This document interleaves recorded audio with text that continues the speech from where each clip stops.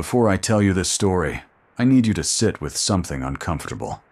There's a protocol, in military command called Mission Continuation Assessment.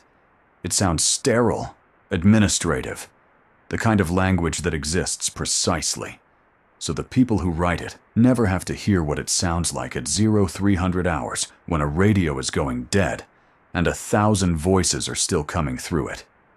What it means, in the language no one puts in the report, is this. Some people are already dead. They, I think, just haven't stopped moving yet. I know this because I was the officer who certified the assessment. I signed the form. I used a blue pen. I remember the blue pen. I don't know why. Maybe because everything else that night was red or black, or the particular gray of a screen showing a position we had formally decided to stop defending. I've replayed that pen in my hand, maybe 4,000 times since. What I've replayed less, because it's harder, and because it requires something from me I'm not sure I've the right to claim, is what happened after I signed it. 2 women disobeyed me. Not loudly, not with speeches, not with the kind of clean cinematic defiance that gets monuments built and biopics greenlit. They did it the way women in institutions have always done the most dangerous things. Quietly, procedurally, using the system's own language against it, and at enormous personal cost that no one in this account, including me, will ever be able to fully repay. Their names, basically, were Captain Daria Vasquez and First Lieutenant Amara Osei. The Marines they weren't supposed to save were already written off in 3 separate command logs before those 2 women ever touched a keyboard. This isn't a story about heroism. Heroism is a word we use when we want to feel good about the fact that the system failed first. This is a story about what 2 people chose to do inside a machinery that had already decided to grind on without them, and what it cost, and what held, and what broke, and what I still cannot explain sitting here with a blue pen I keep in my breast pocket, like a man who doesn't know what penance looks like, but keeps reaching for the shape of it anyway. That is the thing nobody tells you when you train for command authority. They tell you about the weight of decisions, Avund, the gravity of leadership, the long shadow that consequence casts.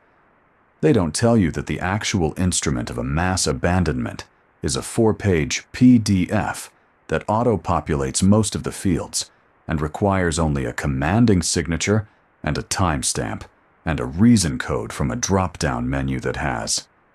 I counted once at 3 in the morning in a fluorescent-lit forward operations room in a country whose name I'm not cleared to print.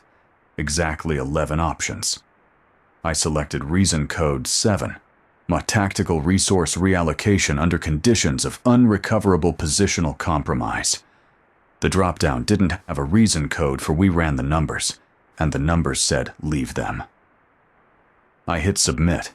The blue pen was in my breast pocket. I hadn't used it. The form was digital, and I don't know why I remember the pen. I know why I remember the pen. But I'm a man who has spent 31 years in rooms where the most dangerous thing you can do is say what you mean directly, and so I'll leave it at, the pen was there, and I didn't use it. And I've thought about that more than I've thought about the form. The operations room at FOB Callahan smelled like burnt coffee and ionized air and the particular human musk of people who have not slept in the kind of way that makes sleep feel like a country they used to have citizenship in. 8 screens and 4 operators. 1 map on the center display that looked, if you tilted your head, like a bruise. Since Sector 9 Foxtrot was the bruise's darkest point, and 9 Foxtrot was a valley. I'm going to call it a valley because that's accurate, and because the specific geographic designation would have 3 people's careers ending before this paragraph finished. Approximately 40 kilometers from the nearest reinforceable position, with 2 viable extraction corridors, both of which had, in the preceding 6 hours, should become non-viable in the particular way that involves a lot of fire, and the kind of radio traffic that has silences in it that are worse than the words. 1,012 Marines were in that valley. I want you to hold that number, the way you hold a stone you found on a beach. Feel the weight of it, the smoothness of it worn down by years, the unremarkable roundness of a thing that has simply existed for a long time without asking anything of you. 1,012 people who ate breakfast that morning, who had recurring thoughts. I wonder about this sometimes, the content of the recurring thoughts, the particular anxious loop that plays in someone's head while they're loading a rifle or checking coordinates, the thought that's waiting when they go quiet. 1,012 people with recurring thoughts. We had projected rescue probability for 103 of them, given available assets. That number, for what it's worth, 103, had felt almost offensive when the analyst said it out loud, like he'd offered change for something priceless and was confused why the transaction wasn't completing. I remember staring at the map. I remember the sound of the ventilation system. I remember that one of the screens had a small yellow post-it note attached to its lower left corner that said, "Hendricks, call Mom," in handwriting that looped generously on the M. I remember thinking, with the dissociative clarity that only comes in the worst moments, that Hendricks had written that note during some ordinary hour, some hour that still believed in ordinary things, and that the note had survived that belief even after the hour ended.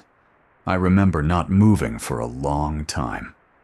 Then I selected reason code 7 and hit submit. I didn't know that Captain Daria Vasquez had been watching the assessment process for the preceding 2 hours. Actually, I learned this later.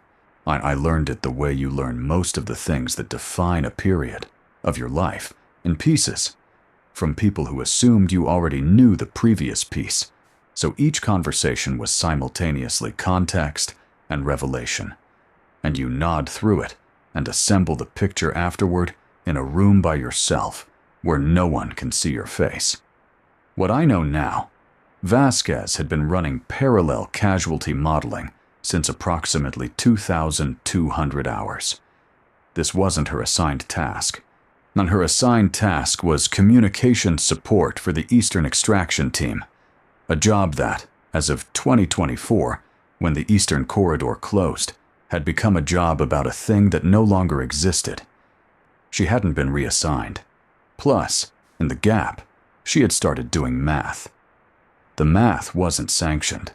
Plus, the math was also, as I'd later learn while reading pages of it at, a desk in a room I'dn't slept in, correct in ways that our official modeling wasn't, because our official modeling used asset availability figures from a briefing that had been prepared at 1800, and Vasquez had pulled updated figures from 3 separate secondary systems that no one in primary command was currently monitoring, and the gap between the 1800 figures and the live figures was, I'm going to give you the number plain, because I think it deserves plainness. The gap was 340 Marines. Our official model said we could reach 103. Her model, on using assets that existed and were deployable, but hadn't been entered into the primary assessment matrix, said we could reach 443. She had flagged this discrepancy through proper channels at 2,318 hours.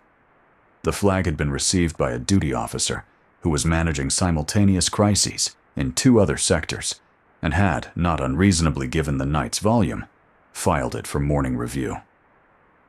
Morning review was scheduled for 700. I'd, in my opinion, submitted reason code 7 at 0142. There's a span of time between 2,318 and 0142 that I'm going to let you sit with, because I've sat with it for a very long time, and I think it deserves the company. First Lieutenant Amara Osei had been on the 9 Foxtrot comms channel since midnight. This was also not her assigned task. Her assigned task had completed when the last authorized communication to the valley was sent at 2350. A message informing the senior officer in Sector 9 Foxtrot that extraction was being assessed and to maintain position await further instruction. A message that I think I know now was received in a valley where people had been waiting for further instruction for 6 hours. We're beginning to understand, with the specific intelligence of people who have been left before, what that phrase really means. Osei had stayed on the channel, not transmitting, receiving. I've read the transcript of what came through that channel between 2350 and 0200.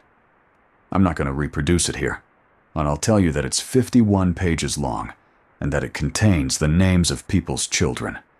The names announced with a particular kind of breathless precision.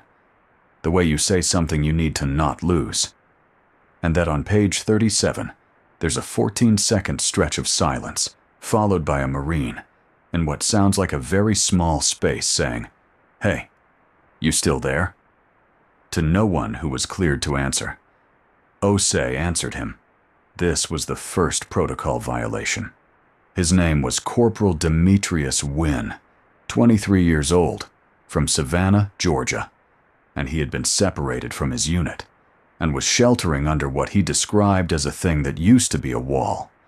And he was, she later wrote in a statement, that I've also read more times than I can account for, very calm in the way that people get when they've used up all the scared and come out the other side into something steadier. She talked to him for 37 minutes. She talked to him about his daughter, Amara, coincidentally, which he mentioned once, and she didn't make a thing of, just kept going, because she understood at some level that making a thing of it would interrupt the current she was trying to keep running. And about a restaurant in Savannah he kept coming back to, a place that apparently made a shrimp and grits that he described in escalating and specific detail, the particular heat of it, the way it arrived, and the exact table his mother always wanted, window seat, third from the door. While she talked to him, she was typing. The typing was the second protocol violation, and the much larger one. What Osei had understood, in the way that people who spend their lives in the margins of systems understand things, was that the flag Vasquez had submitted at 2318 hadn't been acted on, and that she knew, this isn't because anyone told her, because she had learned. In 4 years of working adjacent to the kind of decisions that happen between midnight and dawn, to read the silence of a system the way a mechanic reads the sound of an engine, not for what it says, but for what it stops saying. The system had gone quiet in the way it goes quiet when it's decided. What she also understood, and this is the part I turn over most carefully, because it requires me to think about the specific texture of courage that isn't dramatic, that doesn't arrive with music, that looks from the outside like a woman sitting at a terminal at 0100, typing very precisely while also keeping a frightened man company on a radio, is that there was a window, small, plus closing. She pulled Vasquez's unsanctioned casualty model from the shared drive where Vasquez had saved it. She ran it again, with updated coordinates she had been gathering from the channel. But she found 4 additional deployable assets that Vasquez hadn't had access to because they were logged under a support designation that didn't cross-reference with the operational matrix. Her revised figure, 619 Marines. She didn't flag this through proper channels. She sent it directly, bypassing 2 command layers, which isn't a thing that lieutenants do, which isn't a thing that anyone does who values the continued operation of their career, which is a thing that Osei did at 0158 to the desk of Brigadier General Ruth Connolly, who was the senior officer with authority over the asset reallocation decision, and who was, as Osei had reason to know from 4 years of institutional proximity, a woman who read her direct messages at all hours because she had once described sleep as a biological requirement. I resent. The message was 11 words. I've memorized them because they're, to me, the most precise thing said that entire night, in a night full of people trying to be precise in the dark. Sir, the math was wrong. Honestly, here is the math. Please look. Connolly read it at 0203. I know this because she forwarded it to me at 0203 with a single line appended. Kolchak. Hold, I'd submitted. Reason you know. Code 7 at 0142. 21 minutes, and the window. Between we have decided, and someone corrected. The deciding was 21 minutes. In those 21 minutes, the formal machinery of abandonment had been set in motion. Notifications sent up the chain, assets rerouted. The valley entered into the log under a category that means, in the language no one says out loud, these are not our people anymore. I honestly stared at Connolly's message. Then I stared at Osei's attachment, the model, the updated figures, the 4 additional assets listed with their current positions and deployment windows, and all of it organized with the particular cleanliness of someone who had known, going in, that they'd have approximately 1 chance to be believed. The blue pen was in my pocket, which I picked up the direct line to General Connolly. She picked look, up before the first ring finished, which told me she had been sitting with her hand over the receiver, which told me everything I needed to know about the state of her. You've seen it, she said. Not a question. No, I've seen it. The model holds? Give me 4 minutes. I was already pulling the asset logs, running the cross-reference she and Osei had done, checking it the way you check a thing when you need it to be true, and you also need to be the kind of person who checks it even when you need it to be true. TBH, yes, the model holds. A pause, and the particular silence of a person doing the arithmetic of what comes next. Where are we on the relocation notifications? Sent. 2 layers up, on 2 layers lateral. Reversible? If we move in the next. I checked the screen. 11 minutes, which after that, the eastern units will have physically relocated. We can't unring that bell. Another pause. This one had a different texture. The texture of a person who has been in command long enough to know exactly what they're about to do and exactly what it will cost and is choosing. To do it anyway. Not with nobility. Not with the clean-faced calm of command portraits. But with the specific grimace of someone picking up a very heavy thing they're not sure they can carry, but are going to pick up regardless. Override the reallocation, Connolly said. Authorization Connolly 7-9er Alpha. Log it under my command authority. Understood. And Kolchak. Sir, find me Osei and Vasquez before anyone else does. What's interesting is I found them together. I don't know when they'd connected. Whether Vasquez had come to Osei's station or Osei had gone to Vasquez's, or whether they'd been working in parallel and collision this whole night, and I simply hadn't had the sightlines to see it. What actually I found, at 0211 hours, was 2 women in a communications bay that smelled like instant noodles and dry erase marker, sitting at adjacent terminals, not speaking, both of them staring at screens with the particular blankness of people whose nervous systems have been running at a frequency that human beings are not designed to sustain and are now experiencing the strange low of the thing having passed. Vasquez was tall and angular and had the habit, which I'd come to know over the next 3 years, of arranging whatever small objects were near her into precise parallel lines when she was thinking. Pens, styluses, plus a water bottle cap. Things that, had no right to be geometrically organized, but were, in her vicinity, always geometrically organized. I noticed this because the desk around her terminal was immaculate, in a way that the rest of the bay wasn't. Every small thing in rows, and I filed it away in the place I file the details that tell me something about a person I cannot yet articulate. Osei was smaller, rounder-faced, and had headphones around her neck, even though she wasn't wearing them.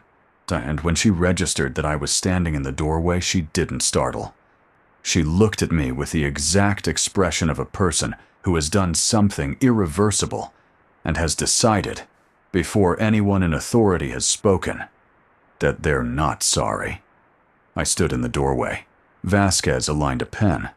Plus, Osei looked at me. I said, "The override is in. Connolly authorized it." Neither of them moved. Neither of them said anything. Vasquez aligned a second pen parallel to the first. I said, "The current extraction estimate, using your combined modeling, is 619. Operations is mobilizing assets now." Osei's jaw moved once. Sideways. A grinding motion. The kind that happens when a person has been holding tension in their teeth for hours, and the tension is beginning to unlock. "Corporal Wynn," she, to be fair, said. "And Sector 9 Foxtrot. Grid reference." She rattled off coordinates. "He's been stationary for 40 minutes. He needs a direct extraction priority flag." I wrote it down. I used the blue pen, which I don't know why I'd the blue pen out. But I wrote down the coordinates in blue ink on the back of the mission continuation assessment form that I'd taken from the printer when it auto-generated at 0142. The form I'd never signed because the system was digital. The form I'd taken because I don't know why. And I stood in a doorway that smelled like instant noodles and wrote down the coordinates of a man in a valley who had been describing shrimp and grits to a woman on the other end of a radio. And I didn't look up until I was finished. When I looked up, Osei was watching the pen. She didn't say anything about it. Plus, I said, "General Connolly wants to see you both, before morning briefing." Vasquez said, "To do what?" It wasn't a hostile question. It was the question of a person who has learned, through experience with institutions, that wants to see you is a phrase with a very wide range of meanings. "To thank you," I said, "I think.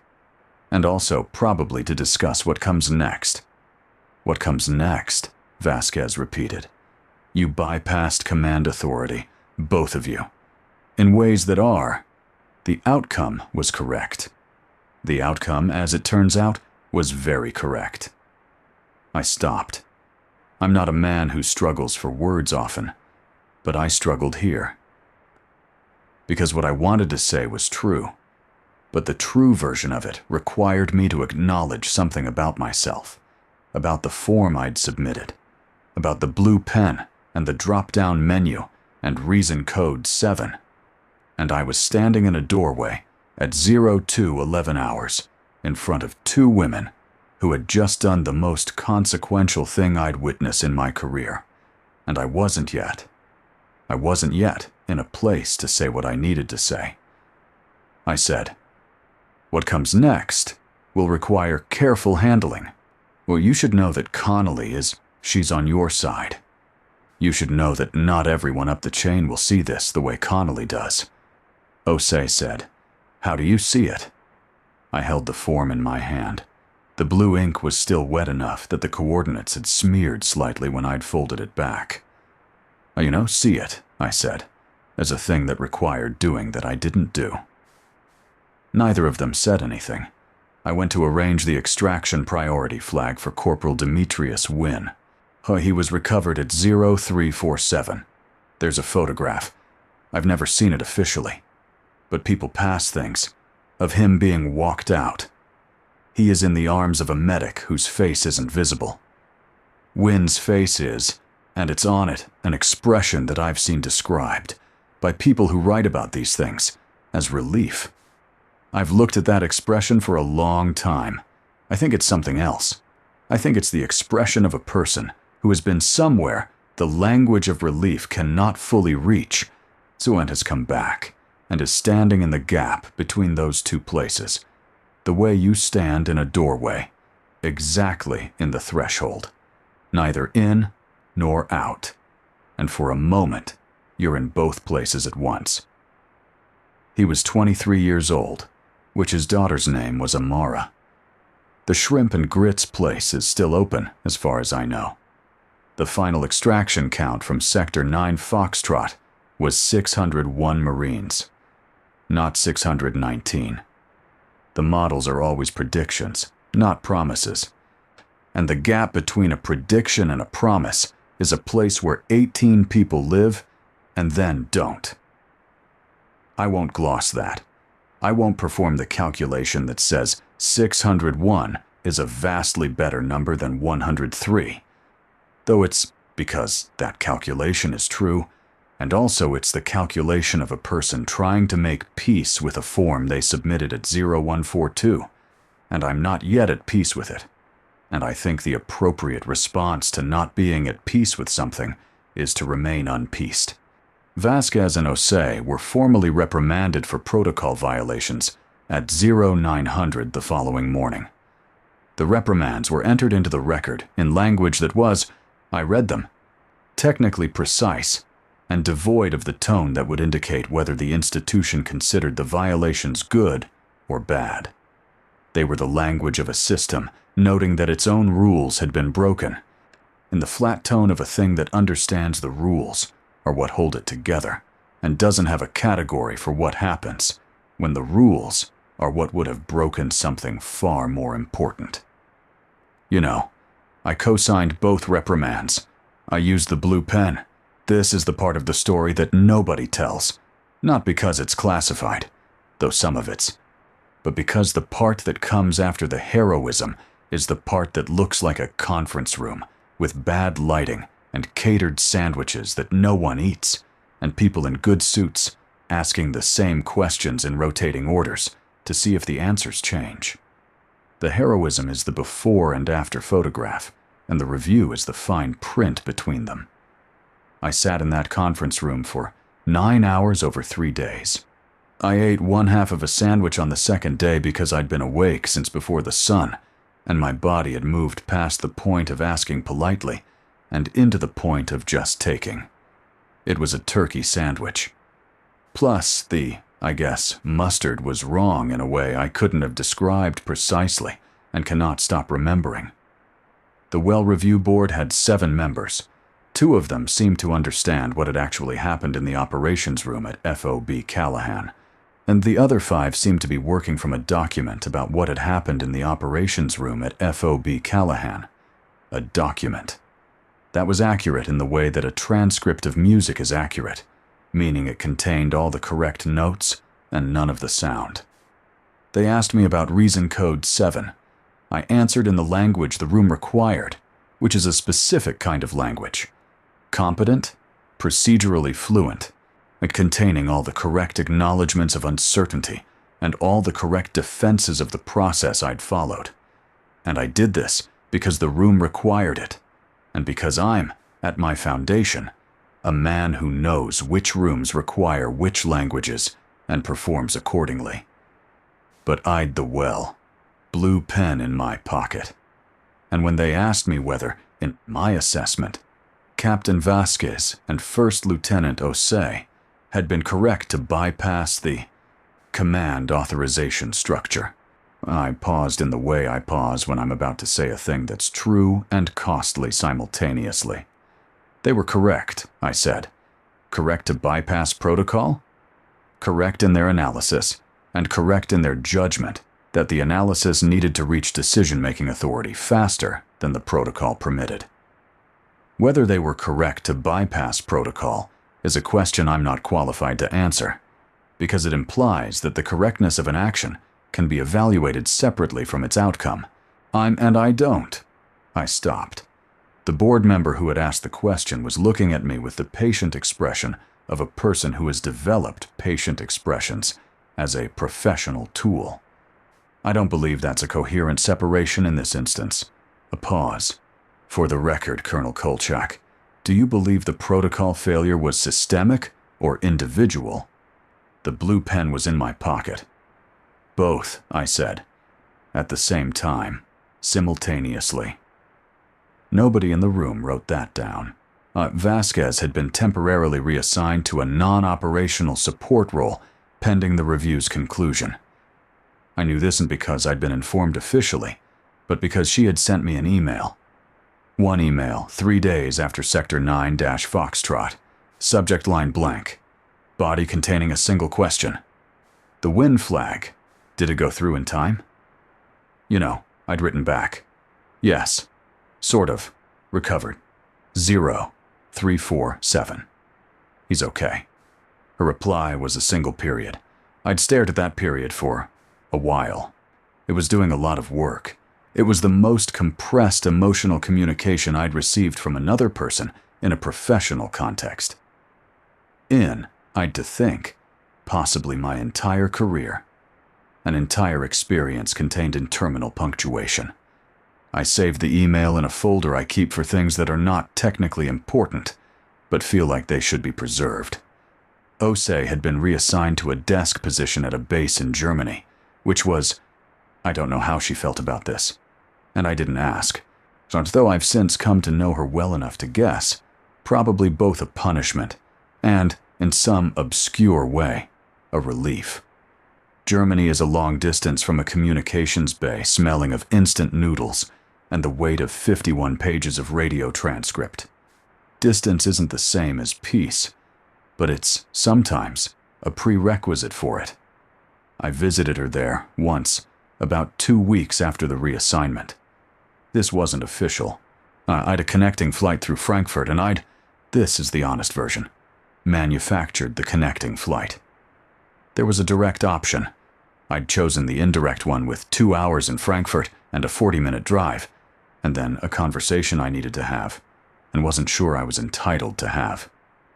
She was working in an administrative office that smelled like photocopier fluid and had a window that looked out onto a parking lot that was, in the particular manner of military base parking lots, relentlessly organized. Everything in rows. I thought about Vasquez and her parallel pens, and wondered if there was something about the geometry of institutions that eventually arranges its people the same way. Osei looked up when I came in. Plus, she didn't look surprised. I sat down across from her desk without being invited, because I'd the sense she wasn't going to invite me. Not hostilely, but in the way of a person who has been in a state of suspension, waiting for the formal thing to resolve, and is cautious about anything that feels like it might prematurely close or open that state. "The review," I said. "And I know what the review is," she said. "They're going to clear you. Both of you, I think. The way these things are cleared, the language will be careful, and it won't feel like being cleared. The outcome will be that no formal disciplinary action follows beyond the reprimands already on record." She looked at the parking lot. "Is that supposed to make me feel something?" "No," I said. "I don't think so." A pause. Outside, someone was reversing a vehicle into a space with the methodical patience of a person who had nothing else to do, and was doing this thing as thoroughly as it could be done. 51 pages? Pretty much, I said, which she looked at me. I read the transcript. The channel log from 9 Foxtrot. The full, 51 pages. Her expression didn't change, but something in the set of her jaw moved. The grinding motion I'd seen in the doorway at 0211, slightly displaced now, less acute. More like the memory of a held thing than the holding itself. "Wynn's daughter," I said. "Yes. She's named for you." He didn't know that. I know. But I wanted to say it. She turned away from the parking lot and looked at me directly. And it was the look of a person who has spent a great deal of time and energy being careful in rooms full of people with authority over them, and is considering, in this specific moment, not being careful. I recognize this look because I've spent a career either producing it or being on the receiving end of it, and I've learned that when it arrives, you either meet it or you don't, and the meeting of it costs something, and the not meeting of it costs more. I met it. I know I submitted the form at 0142, I said. "I'd your flag, Vasquez's flag, since 2031-8. It had been in the duty queue for 4 hours. I didn't know it was there. I didn't know because I hadn't built a system that would have told me. And I hadn't built that system because the assessment process as designed doesn't require me to. check unsanctioned parallel modeling from non-senior personnel. And I hadn't questioned that design because I stopped. She was waiting, not impatiently. The way you wait for something you've already decided to receive, whether it arrives fully formed or not. I hadn't questioned that design because I'm a person who is very good at moving inside existing designs. I'm very good, in my opinion, at that. I've been rewarded for being good at that for a very long time. I took the blue pen out of my pocket. I set it on the desk between us. And on the night of Sector 9 Foxtrot, moving inside the existing design was the thing that nearly killed 900 people. She looked at the pen. "What do you want me to do with this?" she said. "You know, nothing. I just needed to put it somewhere other than my pocket." Outside, the vehicle was finally parked. The reversing sound stopped, which silence came back in the way silence comes back in administrative offices in the late afternoon. Gradually, like a tide. "You did the right thing," I said. "I know," she kind of undersaid, and the steadiness of it. Not arrogance, steadiness. The specific steadiness of a person who has sat with a decision for a long time and no longer needs it to be ratified. I knew I was doing the right thing when I was doing it. That wasn't the difficult part. What was the difficult part? She looked at the pen. Knowing it probably wouldn't matter. The review concluded 6 weeks later. Vasquez and Osei were cleared of formal disciplinary action, as I'd expected. The language of the clearance was, as I'd also expected, the language of a system carefully not saying the things it meant. Procedural irregularities had to be honest, been noted and addressed. The mission outcome had been taken into consideration. Both officers were returned to operational status, of which there was a small ceremony. Small being the institutional word for private, in a room where no one who would be made uncomfortable by it was present, at which General Connolly gave each of them a commendation. I was there. The room had better lighting than the review board, and no catered sandwiches, which I considered an improvement on both counts. Connolly isn't a sentimental person, which he's precise in the way of people who have learned that precision is a form of respect, that being clear about what you mean is more honest than the performance of warmth. She stood in front of Vasquez first, read the commendation in the flat cadence of someone reading a commendation, and then departed from the script. "Captain," she said, "I read your model." Vasquez said nothing, which was the appropriate response. "The 4, I think, additional assets," Connolly said. "You found them in the support designation cross-reference." "Yes, sir." "I want to know why you were in the support designation cross-reference at 2,200 hours when your assigned role hadn't thing to do with it." A pause. I watched Vasquez arrange, involuntarily, I think, the commendation folder in her hands into a precise perpendicular with her forearm. "I was looking for something to fix," she said. Connolly held this for a moment. "That's going, actually, on to be a problem for some of your commanding officers," she said. "I want you to know that." "Yes, sir." "It's also going to be an asset, properly channeled." She looked at Vasquez with the expression she reserves, as I've come to understand it, for people she's making a private promise to. A look that's warm exactly, but carries weight. "I intend to be among the people who channel it properly." She moved to Osei, read the commendation, departed from the script. "For what it's worth, yeah, Lieutenant. You talked to Corporal Wynn for 37 minutes. "Yes, sir." "You kept him oriented, kept him in place, made him believe someone knew where he was." "I knew where he was," Osei said. "You did." Connolly tucked the commendation folder under her arm. "You want to know something strange? And the after-action interviews with the recovered Marines from 9 Foxtrot, the ones who held position when others didn't, the ones who stayed disciplined through the delay, almost all of them, when asked what kept them, said some version of the same thing. They said they felt like someone was paying attention. like someone on the other end of the channel was actually listening and not just transmitting. Osei was very still. The channel was technically closed to unauthorized transmission, Connolly said, so they basically shouldn't have felt that. No, sir. And yet. Connolly looked at her for a long time, the kind of looking that's also a deciding. Dismissed, she said. And I think then, to the room in general, with the tone of a person who has more to say and has chosen, for now, not to say it. All of you.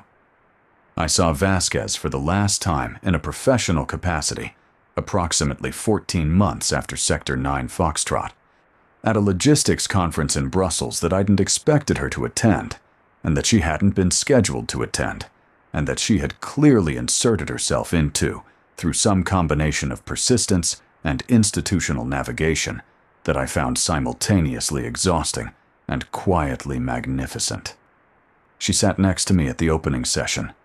I guess, aligned her pen, her notepad, which her badge lanyard.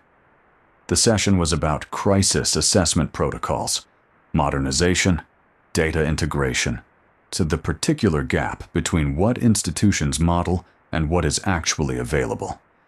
The presenter was thorough and competent, and using a slide deck that had, I noticed, been built from the same framework as the formal review findings from 9 Foxtrot, which meant it contained Vasquez's methodology without citing Vasquez's name, which is its own particular kind of institution. She was watching the slides.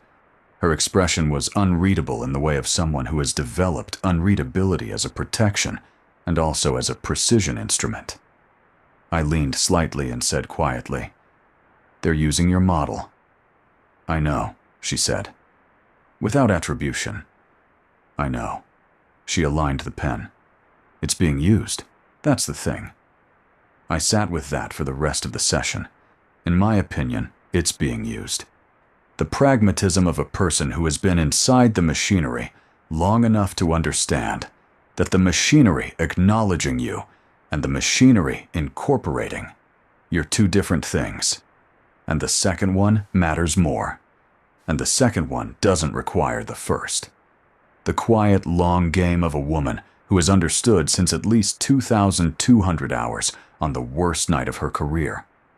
That the correct question isn't, will I get credit, but will the thing that needs to happen, happen? I thought about the drop-down menu with 11 options. I thought about reason code 7.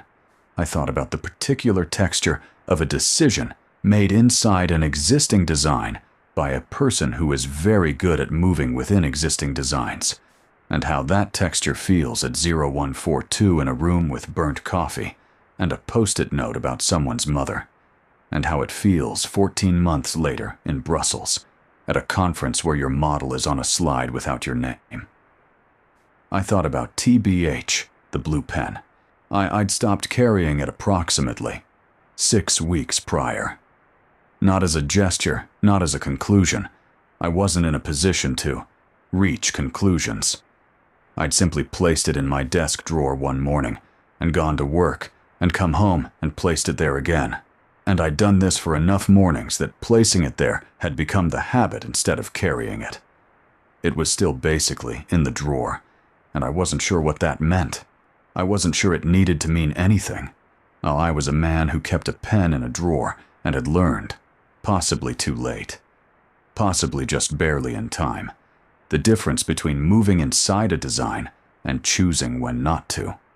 Corporal Demetrius Wynne was medically discharged 7 months after Sector 9 Foxtrot. I know this because Osei told me. She had stayed, I think, in contact with him, not frequently, not in a way that felt like maintenance or obligation, but in the way you stay in contact with someone when the connection between you was forged in a specific kind of fire, and you don't need to tend it constantly, because fire-forged things don't require that.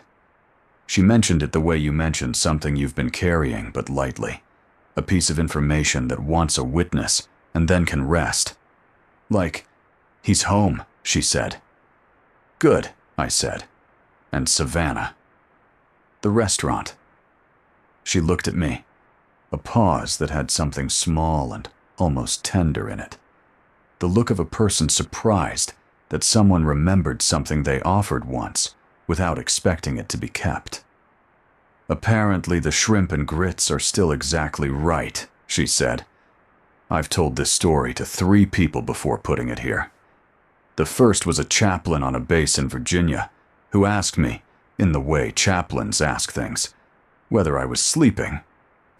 I told her, I guess, I was sleeping fine, and then told her the whole story because the question had created a space for it, and I was apparently carrying it in a place that released with pressure.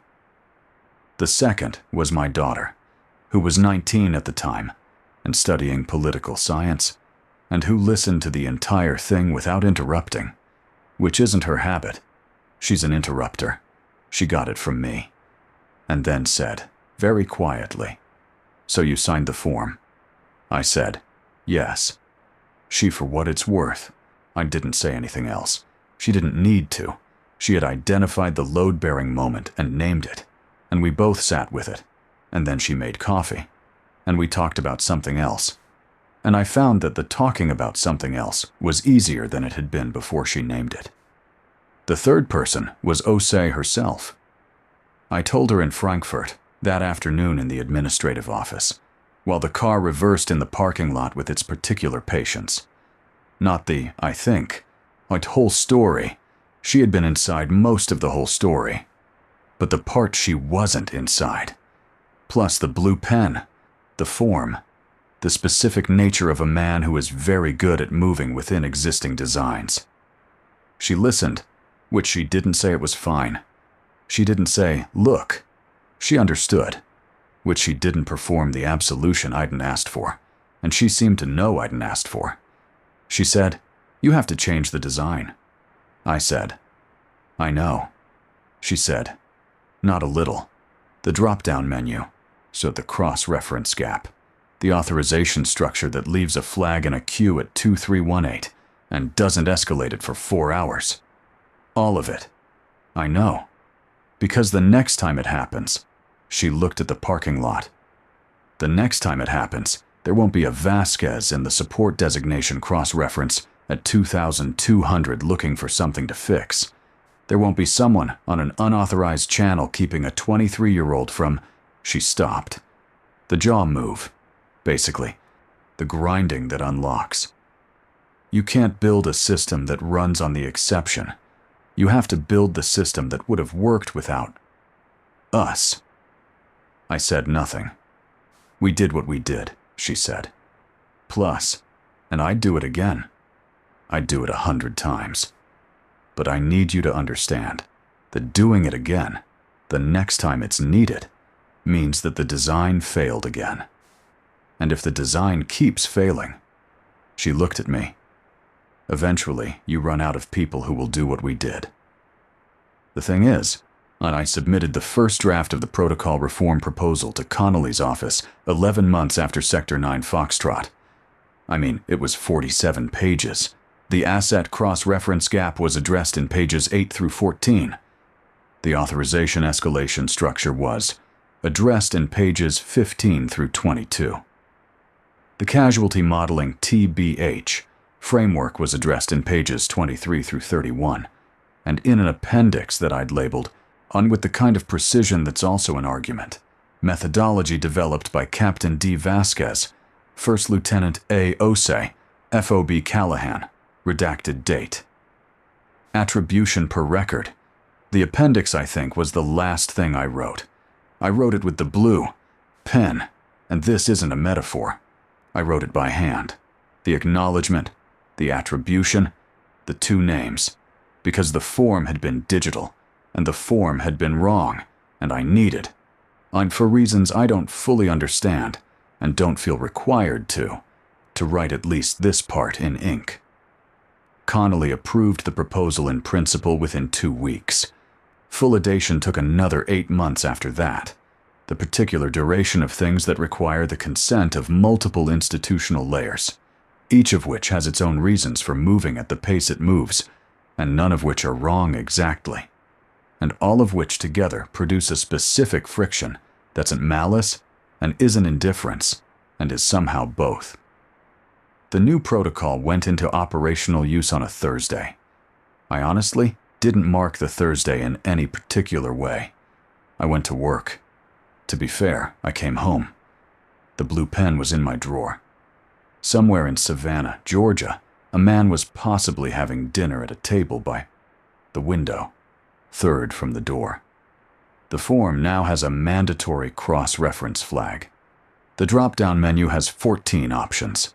The new option, the one I added in the specific language I spent 2 weeks refining, is reason code 12. Well, pending secondary modeling review, decision held. I think about Osei's 11 words sometimes. Sir, the math was wrong. Here is the math. Please look. Not the, I guess, heroism of the statement. The pragmatism of it. The 11 words of a woman who understood that the moment required precision and not passion. That being right wasn't the same as being believed, and that the gap between being right and being believed was a gap you had to bridge with clarity and speed and the specific courage of addressing someone directly when everything in the institution trains you not to. I sort of think about the thing she said in Frankfurt. You can't build a system that runs on the exception. I think about 601 Marines. I think about, look, the 18 who aren't in that number. I think about reason code 7 and the blue pen and the specific texture of a person who is very good at moving within existing designs, and how that goodness can become a kind of blindness, and how the blindness doesn't feel like blindness from the inside. It feels like competence, like precision, like being the person in the room who knows the room. I keep, to be fair, the pen in the drawer. I've not stopped thinking about taking it back out. Honestly, not as a punishment. Not as a reminder. Exactly. Plus, more like, basically, some objects hold a shape of a moment that the language around the moment cannot fully carry. The pen was there. The pen is a way of keeping the weight of that honest. One day, I don't know when, I don't think it will announce itself. I'll put it back in my pocket. Not because the thing it represents has been resolved, because some things aren't resolved, because some things aren't supposed to be resolved. They're supposed to be carried. And the carrying of them, the refusal to set them down and dust off your hands and say, there, that's done. The carrying is the point. Osei carries the 51 pages. Vasquez carries the parallel pens, the compulsive geometry of a mind that's always measuring the gap between what is and what could be. I carry a pen in a drawer, which Wynne carries. I don't know what Wynne carries. I've not met him. I've, in some sense, been building toward a conversation with him for nearly 2 years, and I don't know if I'll ever have it. Don't know if it would give either of us something, or just disturb the water. He was recovered at 0347. He is sort of 23 years old in the photograph, and he's the expression of a man standing exactly in a doorway. He actually is still, I assume, carrying it. We are all, it turns out, still in the doorway.